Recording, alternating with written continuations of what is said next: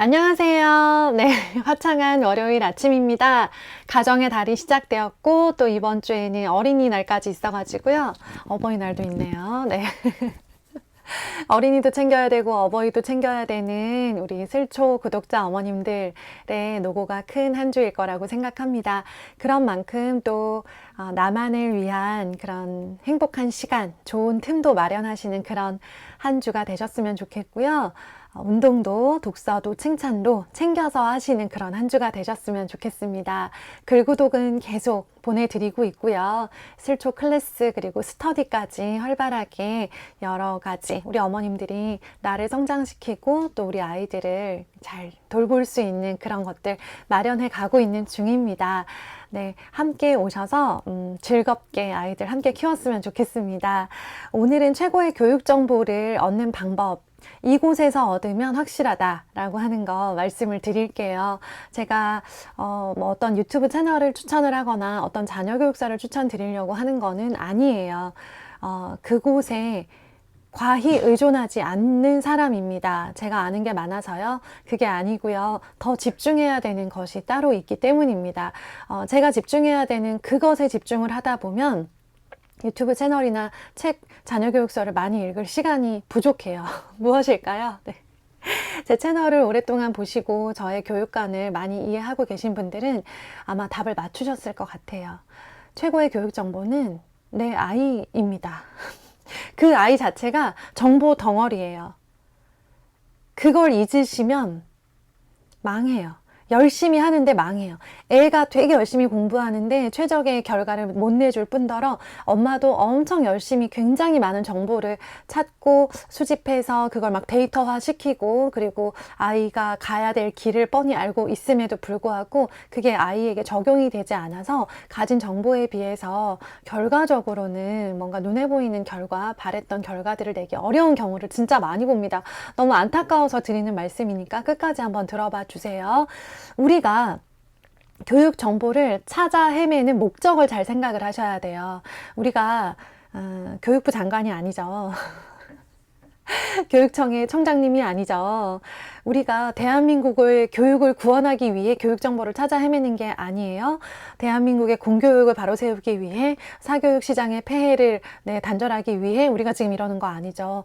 우리가 교육 정보를 찾아 헤매는 목적은 교육 현장에 계신 그게 업이신 분들을 제외하고는 모두 내 아이에게 가장 유리한 게 뭘까, 가장 필요한 게 뭘까를 찾아 헤매고 계시는 분들이세요. 대부분 그렇습니다. 네. 저는 조금 다를 수 있는 게 저는 이제 글쓰기 교육을 하는 사람이다 보니까 글쓰기 교육에 더 필요한 정보들을 찾아 헤맬 때는 있지만 저희 집에 있는 두 아이들을 위해서는 그 다른 무엇보다 이 아이들을 더 알아가는 것에 굉장히 많이 시간을 쓴다는 거예요. 그러느라 그 허다한 유튜브 영상들, 교육 영상들 그리고 또 많은 자녀 교육서들을 볼 시간이 부족할 정도입니다. 이렇게 해야 되는 이유는 내 아이의 맞춤형 교육을 해줄 수 있는 유일한 사람이기 때문에 내 아이한테 가장 유리한 정보와 가장 유리한 로드맵을 짤 수 있는 사람은 나이기 때문인데요. 그래서 우리에게 최고의 정보는 내 아이에게 꼭 필요한 정보, 내 아이가 잘하는 것들을 강점으로 만들어서 유리하게 가줄 수 있는 방법을 고민해야 되고 내 아이가 부족한 게 있죠. 모든 아이는 잘하는 것과 부족한 것이 있어요. 강점과 약점이 있어요. 그렇지 않은 아이는 한 번도 본 적이 없습니다. 모든 아이는 그렇다는 전제하에 강점을 살릴 수 있으면서 약점 때문에 발목 잡히지 않을 방법들을 고민을 하셔야 되는 거예요. 그러면 그걸 누가 고민을 해줄까요? 엄마밖에 없잖아요. 누가 있죠? 네. 학원 원장님의 관심사는 뭘까요? 예. 약속한 대로 진도를 나가는 거.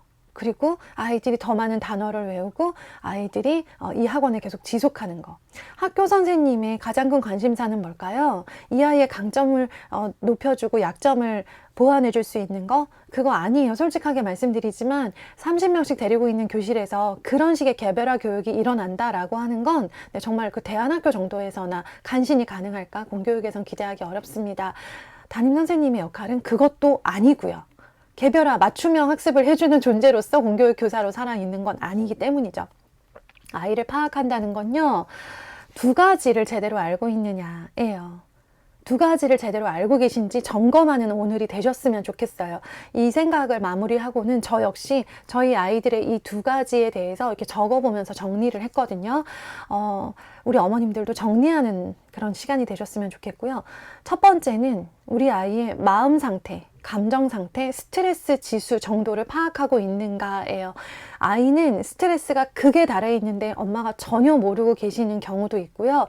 아이는 생각보다 잘 지내고 있는데 아이가 지금 굉장히 힘들어하거나 지금 학교에서 굉장히 위축되어 있을 거다라고 과하게 이렇게 좀 걱정하시는 경우도 있어요.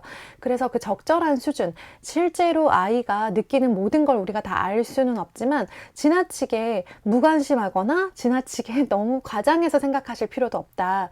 이 마음을 알 수 있는 두 가지 방법. 첫 번째는 당연히 대화죠. 그 사람을 더 많이 알기 위해서는 그 사람과 더 많은 이야기를 나누는 것 보다 더 좋은 방법이 없습니다. 그래서 아이와의 대화를 통해서 너 요새 스트레스 받아? 라고 묻는 게 아니고요. 편안한 대화 속에서 짐작을 해가는 거예요. 근데 이것도요, 처음에는 얘가 도대체 무슨 뜻으로 이런 말을 하는지 잘 모르겠다라는 정도로 좀 뿌옇게 시작을 한다면 대화가 계속되면 될수록 얘가 이런 식의 말을 할 때는 굉장히 힘들다는 뜻이구나.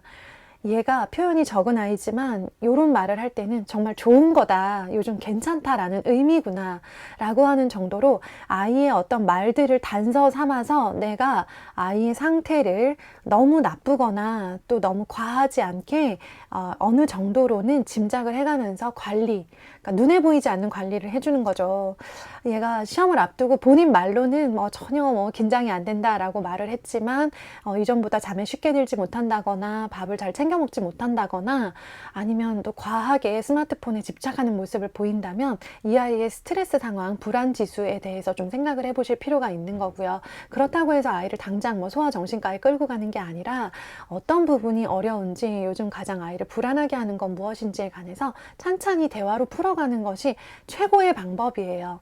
아이들이 당장 무슨 일이 일어나는 정도의 그런 심각한 상황이 아니라면 아이들이 가지고 있는 어려움들은 대부분 부모와의 대화, 편안한 가족 분위기 속에서 해결이 되는 수준입니다. 아직 아이들이다 보니까요. 아이들이 바라는 것도 그런 식의 그런 해결을 바라는 건데, 그게 자기가 뭘 원하는지 모르기 때문에 정확하게 요구를 할 수 없고, 불안해하고 긴장해서 부모님이 병원을 끌고 가서 약을 처방을 해줘도 그냥 그거밖에 방법이 없는가? 라고 모르고 따라올 수밖에 없는 상황이에요.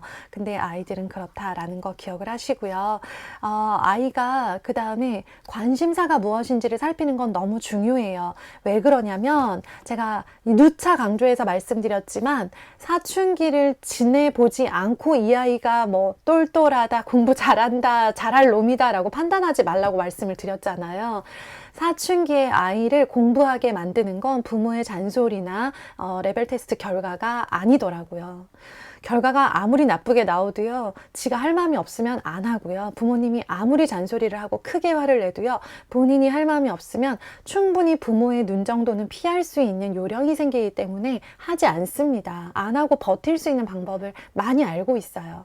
그래서 중요한 건 아이가 본인이 공부를 해야 되는, 그리고 공부를 하고 싶다, 내가 이루고 싶은 꿈이 있다, 나는 이것에 관심이 있다, 나는 다른 건 모르겠지만 이 공부는 잘할 수 있다, 잘하고 싶다 라고 하는 본인의 관심사에 꽂혀 있을 텐데, 그것들을 존중해 주면서 그것들을 어떻게 하면 언제쯤 공부량으로, 공부 성적으로 연결할 수 있을까를 고민을 하셔야 돼요. 우리는 그냥 한 해라도 더 빨리 선행 진도를 빼고 그 다음에 조금이라도 더 높은 레벨의 영어 학원을 보내고 싶어 하는 마음은 이해를 하는데요. 이거는 사춘기 이전 정도까지만 통한다. 네, 저희 동네에 지난주에 전체가 다 중고등학교들이 다 시험 기간을 가졌어요. 공부를 열심히 하는 동네예요. 동네 분위기가 굉장히 열심히 하고 굉장히 많이 시킵니다. 얘네들이 반 전체 대부분의 아이들이 초2부터 국어 논술 학원을 다녔던 아이들이에요. 지금까지 계속 주말 학원도 병행하고 있는 아이들이고요. 그러면 이 아이들이 적어도 시험 기간에는 집중해서 공부하는 모습을 보여야 되잖아요. 저는 너무 놀랐어요.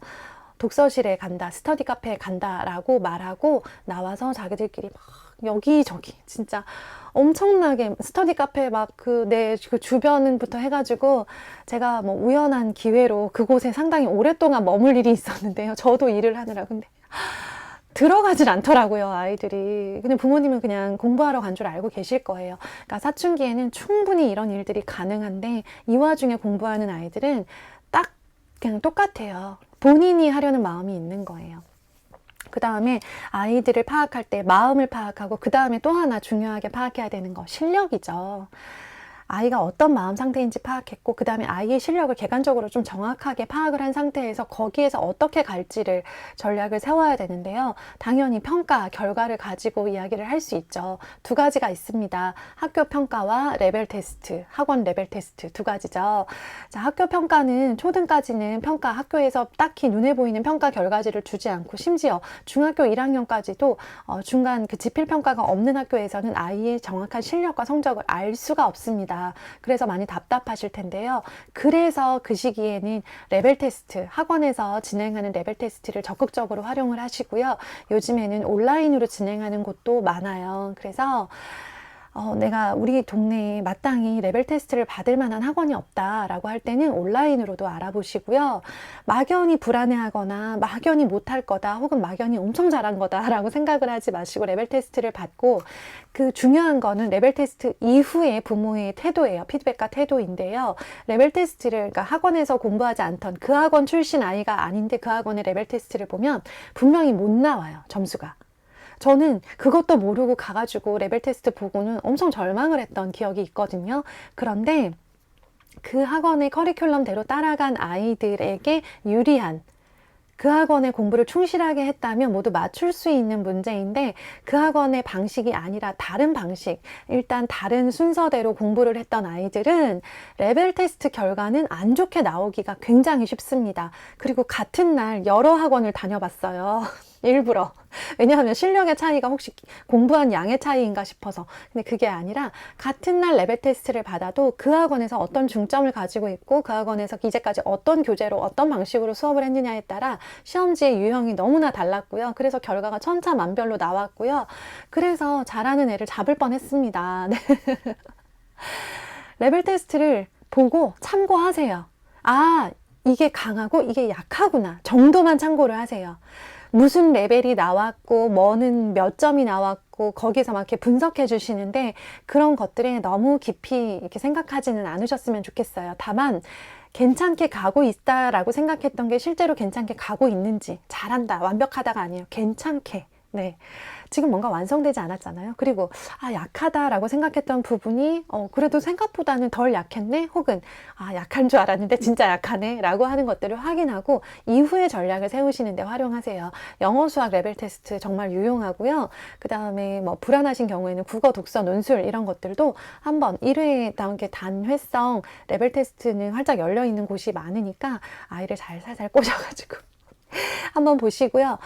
이제 지필평가와 수행평가가 본격적으로 시작되는 중학교 이후부터는 학교 평가를 아이의 지금 실력을 판단하시는데 쓰는 거 굉장히 좋은 지표가 맞아요. 다만 생각하실 거, 중학교 성적으로 고등 성적이 그대로 직결된다, 비례한다라고는 생각하지 않으셨으면 좋겠어요. 중학교의 그런 많은 1등급들, 전 과목 1등급들은 고등학교 가서 상당한 격차로 쫙 벌어지고요. 네. 왜냐하면 중학교에서 1등급을 맞는 거는 크게 어려운 일은 아니거든요. 열심히 한 친구들은 대부분 다 1등급을 받을 수 있는데 중요한 거는 그 안에서도 우리 아이가 이런 평가들을 통해서 얘가 책은 많이 읽었는데 아직 글쓰기는 적응이 되지 않았구나. 얘가 영어 책은 열심히 읽었는데 영어 글쓰기 경험이 부족해서 영어로 막상 글을 써내는 거에서는 어려웠구나. 그리고 수학을 뭐 선행을 열심히 한다고 했는데 정작 현행에서 만점이 안 나오는구나. 뭐 이러한 현실들을 하나씩 직시를 해야 될 것 같아요. 보시면서 막 아이를 후달기는 용도로 쓰지 마시고요. 이후의 스텝을 결정하시는데 이렇게 사용을 하셔야 되고요. 그 이후의 스텝은 어느 유튜브 영상이나 어느 자녀교육서에서도 다뤄주지 않아요. 왜냐? 우리 아이의 다음 스텝인데 누가 알겠어요, 그거를. 그것들을 참고는 하시되, 이 스텝을 정하는데 참고는 하시되, 가장 집중해야 될 건 언제나 우리 아이의 마음 상태와 평가 결과다라는 거 기억을 하시고요. 그 다음에 우리 아이가 지금 크게 마음에 어려움이 없고 크게 성적에도 막 너무 지쳐지거나 너무 본인이 자신감이 없고 공부를 혐오하는 정도가 아니라면 지금 아이가 공부 습관 그리고 자기 주도적인 공부 방식을 잘 잡아가고 있는가, 이것들도 염두에 두시고 보셨으면 좋겠어요. 오늘의 댓글 미션입니다. 저희 어머님들 남겨주시는 댓글 보면서 정말 같이 가는 동지가 있어서 너무 좋다라는 생각을 하면서 주말 내내 행복했습니다.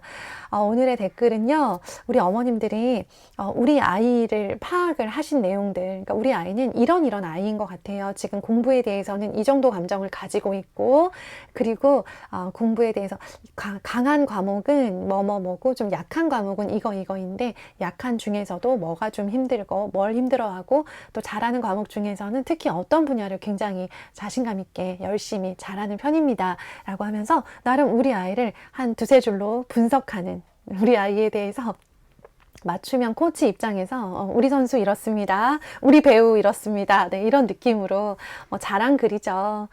자랑이자 분석이자, 그리고 앞으로 나아가야 될 방향을 한번 점검해보는 그런 댓글로 우리 서로 힘냈으면 좋겠습니다.